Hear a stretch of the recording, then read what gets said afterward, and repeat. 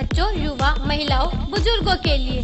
चुन लीजिए कोई भी मनपसंद रंग और मॉडल अपनी सुविधा अनुसार। एक बार चार्ज करें और 65 किलोमीटर का सफर करें मात्र 20 पैसे पर किलोमीटर के खर्च पर।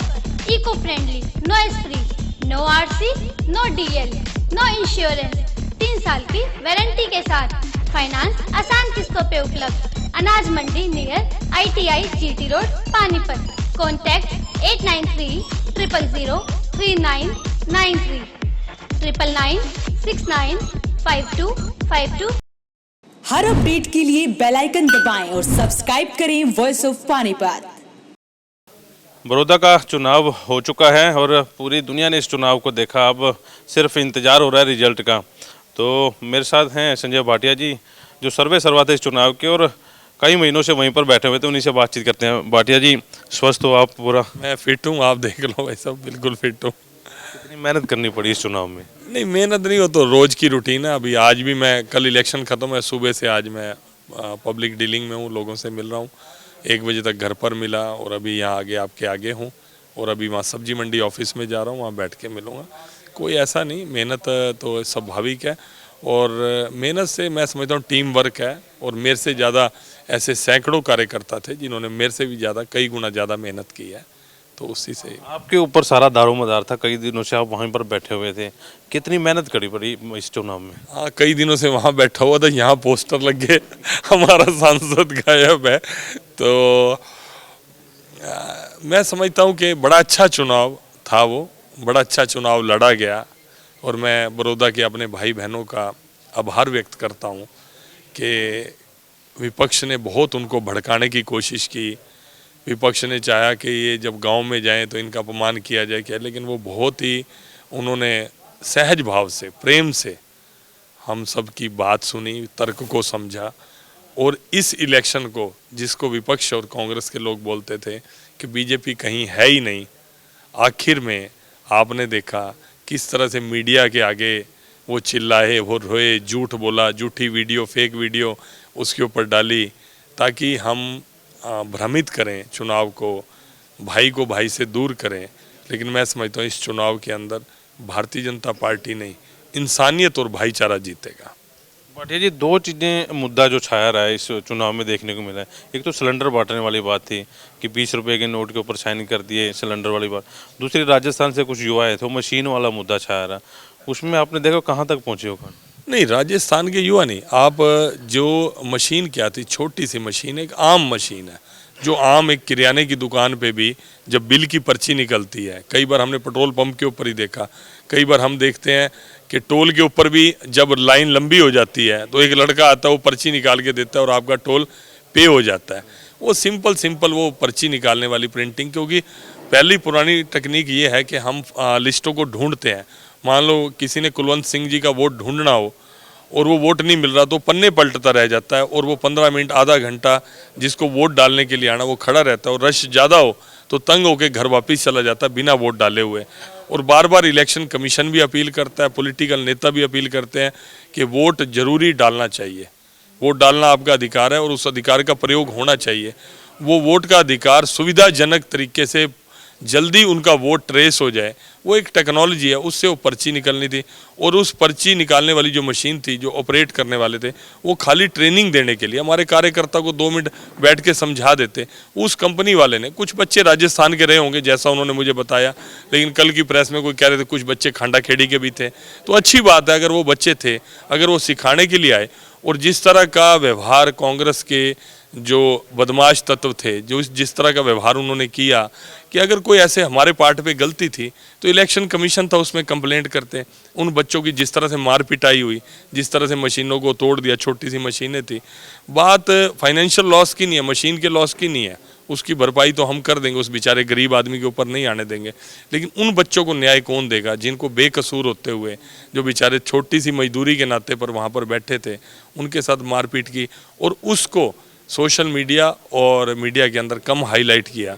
इसलिए मेरा उस मीडिया के अपने भाई बंधुओं के साथ, मैं तो अनौपचारिक बातचीत कर रहा था, कोई ऐसा नहीं था कि प्रेस कॉन्फ्रेंस थी, गपशप कर रहा था। तो मैंने उनको ये बात उजागर दी कि ये भी हम सब का दायित्व बनता है और विशेष रूप से मीडिया का दायित्व बनता है कि जिस तरह से फेक वीडियो को बिना वेरीफाई किए हम इतना सपोर्ट करके लाखों लोगों तक पहुंचा देते हैं और बाद में उसका जो नकलीपना पता लगता है कि ये वीडियो नकली थी और फोर्ज्ड थी, बनाई गई थी, वो हम चर्चा भी नहीं करते। उतना समय हम अपने चैनल को नहीं देते कि वो भी दिखाएंगे ये नकली था और केवल भाजपा को बदनाम करने की साजिश थी।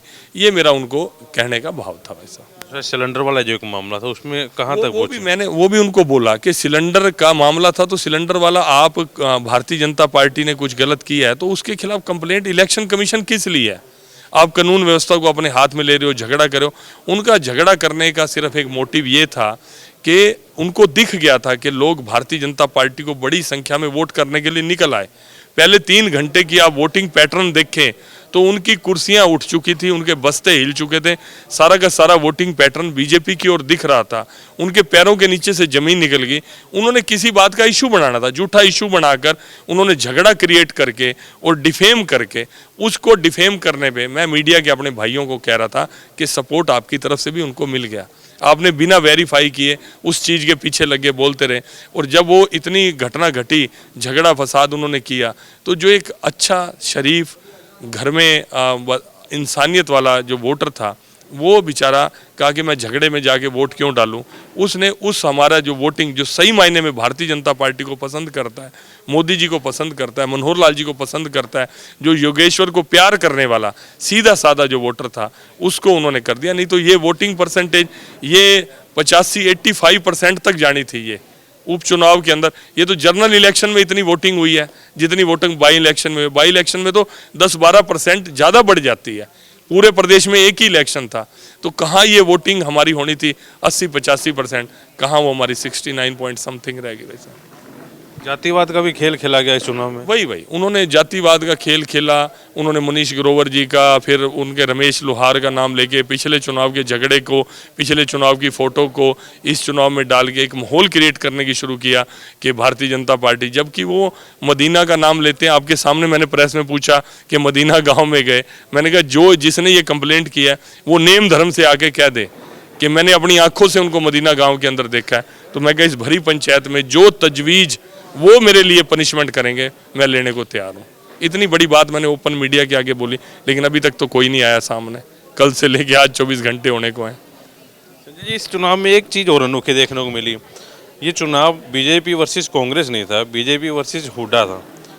कांग्रेस जो है, कांग्रेस के बड़े दिग्गज नेता इस चुनाव में सामने नहीं आए। नहीं, वो उनकी इंटरनल राजनीति है। उनके कैंडिडेट ने पहले दिन कह दिया था कि मुझे शैलजा और रणदीप चाहिए नहीं, मुझे तो हुड्डा ने वो किया।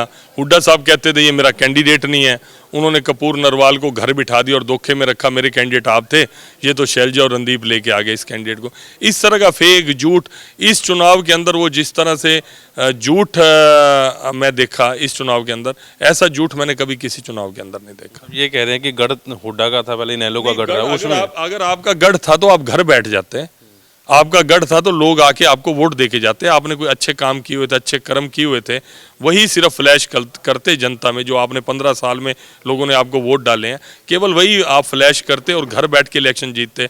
आप गली गली टूटे फूटे घूमे फिरे, इतना घूमते रहे, सारा दिन घूमते रहे, और उसके बाद फिर आपको ये झूठों का भी सहारा लेना पड़ा, झूठी बातें भ्रम फैलाने का भी आपको सहारा लेना पड़ा।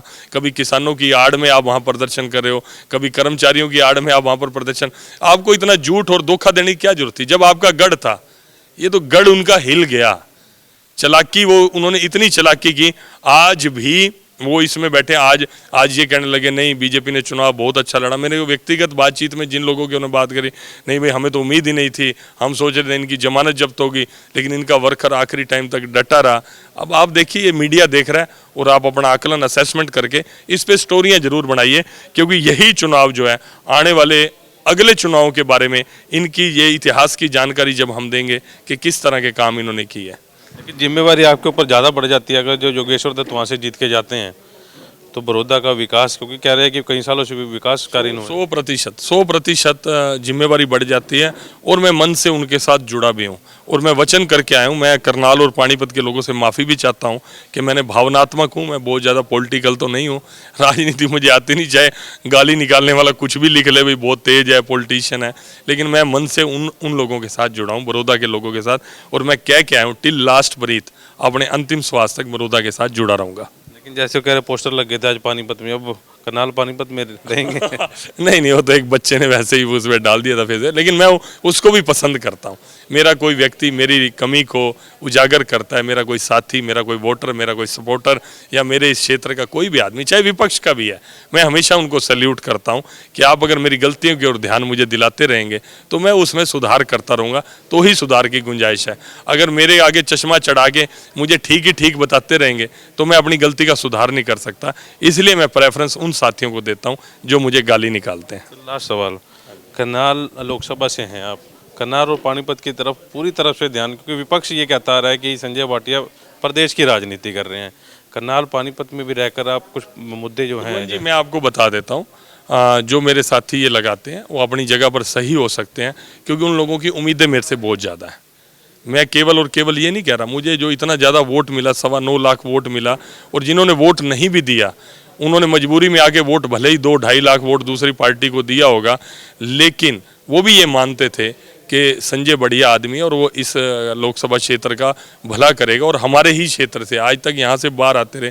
उनकी उम्मीदें बहुत ज़्यादा हैं मेरे से, लेकिन मैं एक पक्ष अपना भी रखना चाहूँगा कि मेरे ऊपर संगठन का दायित्व प्रदेश महामंत्री का था। उस नाते से संगठन की अपेक्षा कई बार हो जाती है। मैं कोई प्रदेश का नेता बनने के, मैं बार बार अपने संगठन से भी कहता हूं, लेकिन संगठन के प्रति भी, संगठन माँ बाप के समान है, क्षेत्र की जनता के प्रति भी दायित्व। और दूसरी बात, इस कोरोना पीरियड के अंदर अगर आपने देखा हो कुलवंत जी, कोई दिन ऐसा नहीं था, आप लोग मेरी आलोचना नहीं करते थे कि संजय भाटिया जी सोशल डिस्टेंसिंग का पालन नहीं करते, हर वक्त 500-1000 लोगों के बीच में घिरे रहते हैं। मैं कोई दिन ऐसा नहीं था, सप्ताह में 7 दिन होते हैं, मैं 7 दिन लोगों के बीच में रहता था, सुबह से लेकर निरंतर रात तक। शायद आप लोग भी हफ्ते में एक छुट्टी करते होंगे, मैंने एक दिन भी छुट्टी नहीं की। कल लेट नाइट मैं पानीपत में पहुंचा हूं और सुबह मैं 8 बजे से लेकर अब तक आपके बीच में फील्ड के अंदर हूं, लोगों के बीच में हूं। कोरोना काल के अंदर आपको एक जानकारी और बता दूं, साउथ गुजरात यूनिवर्सिटी ने एक पूरे देश भर में सर्वे किया था कि ड्यूरिंग कोरोना पीरियड सबसे ज़्यादा एक्टिव जो सांसद थे उनका उन्होंने सर्वे किया था पूरे देश भर में। तो आपके आशीर्वाद से, पानीपत की जनता के आशीर्वाद और करनाल की जनता के आशीर्वाद से इंदौर के शंकर लालवानी जी पहले नंबर पर रहे कि जो कोरोना पीरियड के अंदर सबसे ज़्यादा एक्टिव रहे, और दूसरे नंबर पर पूरे हिंदुस्तान के अंदर आपके करनाल लोकसभा क्षेत्र के आपके सांसद संजय भाटिया रहे। इसीलिए ये टैग तो मेरे ऊपर वैसे कोई नहीं लगा सकता कि संजय जी एक्टिव नहीं है और उन्होंने करनाल और पानीपत में समय नहीं दिया। बधाई के पात्र हैं। Thank you sir. दूसरा एक सवाल, संगठन ने जिम्मेवारी बहुत दी है आपके ऊपर जी, कैसे जनता की नब्ज कैसे टटोलते, जहाँ के कई महीने पहले आप अपना बोरिया बिस्तरा वहीं जाकर बिछा देते हैं, और उसके बाद क्योंकि बड़ौदा की सीट एक ऐसी सीट है, राजनीतिक दिशा ये जरूर पलटेगी, और यहीं से चाहे हुड्डा का सिस्टम है चाहे बीजेपी का सिस्टम है, बदलेगा जरूर यहाँ से। कैसे जनता की नब्ज टटोल? नहीं, मैं जनता की नब्ज नहीं टटोलता, मैं जो मेरे मन में आता है मैं साफ बात कहता हूँ। प्रथम दृष्टि में, सुनने में वो चीज़ थोड़ी सी कड़वी भी लगती है और सामने वाला व्यक्ति असहज भी हो जाता है, लेकिन कहीं ना कहीं थोड़े टाइम बाद उसको लगता है कि यार बात कह तो सही रहा था, इसलिए वो लोग ज़्यादा जुड़ते हैं। और आज मुझे बड़ी खुशी है कि करनाल और पानीपत के बाद बड़ौदा के लोग दिल से मेरे साथ जुड़े हैं। इसलिए मैं समझता हूँ कि आदमी को साफ रहना चाहिए, सच्ची बात कहनी चाहिए। थोड़े समय के लिए बुरी लगती है, बाद में वो बात अच्छी लगती है, मीठी लगती है। संजय जी हमारे साथ थे। बड़ौदा के बीजेपी के असली हीरो कही जाए तो उससे कोई अतिशोक्ति नहीं, क्योंकि बड़ौदा के चुनाव से कई महीने पहले ये अपना बोरी बिस्तरा लेकर वहाँ पर बैठे थे, तो सारा जो दामोदर है, सारा जो बोझ है कंधों पर इन्हीं के संजय भाटिया के कंधे के ऊपर है। तो देखना होगा कि इस चुनाव के जो परिणाम आते हैं उसमें क्या होता है। वॉइस ऑफ पानीपत के प्रदीप पंचाल के साथ कुलवंत सिंह। पानीपत का number 1 electronic showroom Balaji electronics के साथ बनाए ये दिवाली सबसे यादगार। जी हाँ, 0% इंटरेस्ट रेट, आसान किस्त बिग ब्रांड्स पर, ढेरों ऑफर के साथ। बालाजी इलेक्ट्रॉनिक्स, निकट GT road, Indian bank, Panipat.